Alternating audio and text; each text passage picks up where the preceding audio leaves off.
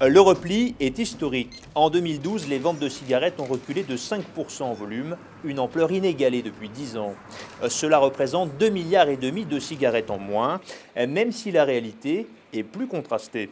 Il y a une baisse de 4,9% des ventes de cigarettes, mais une augmentation de plus de 6% du tabac roulé, une augmentation de plus de 3% des ventes de cigares, si bien que les ventes de tabac en produits constants ont baissé seulement de 3% sur l'année.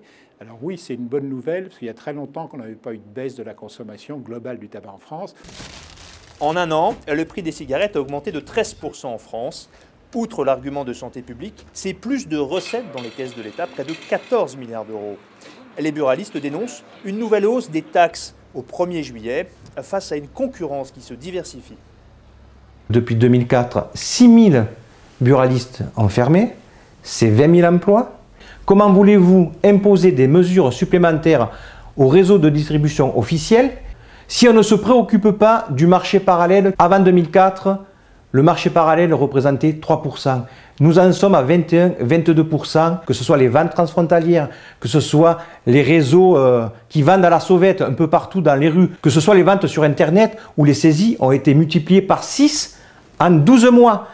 En 10 ans, le marché officiel a chuté de 30%, mais le tabac tue de plus en plus, 73 000 morts chaque année, et coûte. La sécurité sociale, rien que pour les longues maladies, dépense 12 milliards, mais si on met l'ensemble des maladies, si on met les 2 milliards par exemple d'arrêts de travail supplémentaires liés aux fumeurs et l'ensemble des coûts sociaux liés au tabac, c'est 45 milliards. Les médecins visent le lobby du tabac, les buralistes, Bruxelles, qui veut couvrir les 3/4 des paquets de Photochoc pour protéger le consommateur.